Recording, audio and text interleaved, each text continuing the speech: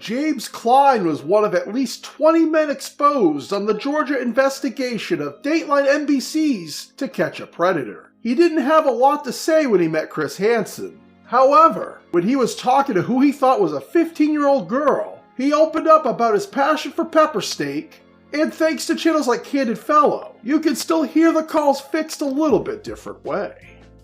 Chinese truck. And truth be told, I've made Peppersteak twice on this channel. Links to those videos will be in the description. Okay, sounds good. But it's never been raised to the Gold Shoe standard. Why? And today, Chef Tango and I will be doing just that when we combine Peppersteak with fried rice. In less than 2 hours. Traditionally, Peppersteak is made with thinly sliced flank steak, cooked with red and green bell peppers, with a savory sauce. But because it's all about my pleasure, we're going with a USDA Prime New York strip steak. Well, what do you want to do? We begin by warming up our cast iron pan. Afterwards, we keep the seasoning salty and dangerous with salt, black pepper, and Chinese 5-spice. Chinese food. We're also going to add some sesame oil to the pan, and then we're going to sear that fat cap in a cavalier fashion. Is that alright? And now that we've seared off some of that fat cap, we're going to cook the steak for about 2 minutes on each side. Now all that's left for our steak is to let it rest so it doesn't taste beat down. You say you'll get beat down? Afterwards, we're going to chop half of a white onion and stir fry it left and right. And a couple minutes later, we're going to add a tasty rainbow of bell peppers. I used half a bell pepper of each color. I'll just make me some.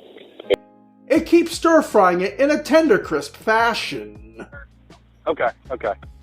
Now it's time for the white stuff. And today, that's going to be in the form of a couple cups of cooked jasmine rice. Oh man, I could get in a lot of trouble. This was cooked the day before. Always use day-old rice when making fried rice. Okay, sounds good. Next, add a third of a cup of dark soy sauce. Why am I wearing shades? My MSG is my superpower. There's a little bit of a legal issue there too. If you want your homemade fried rice to taste just like takeout, you'll want to have this in your spice cabinet. It's the right thing to do, and it should be applauded. Yeah, you'll get in trouble, but I'll go to jail. No, you won't. Go ahead and add 1 teaspoon to your rice. Afterwards, mix your rice and veggies in a cavalier fashion and let it cook for 1 minute. What kinds of things you want to do? Why don't we cut our steak into strips? Yeah. I forgot to do this, but cut the fat off the steak. You won't want that in your fried rice at this point. No.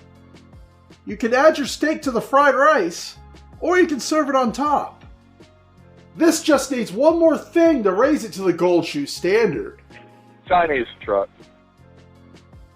And that's our brown sauce. We're going to begin with a third of a cup of water and a low sodium beef bouillon packet. This dish is already salty and dangerous enough. We will also need a tablespoon of the following ingredients: soy sauce and hoisin sauce.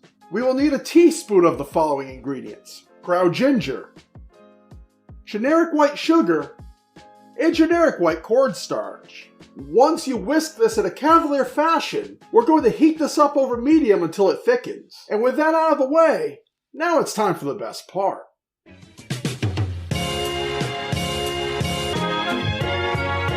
Just getting back from lunch.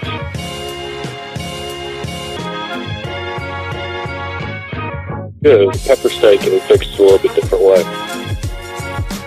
I'll go to jail and I'll be a registered Chinese truck vendor for the rest of my life.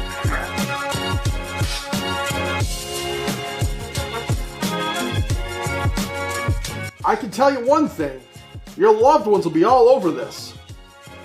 The rice, the peppers, and down between the steak too. Here's a close-up so you can get a better look at it.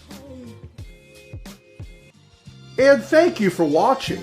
If you like what you saw today, please consider subscribing and ringing that bell for future notifications.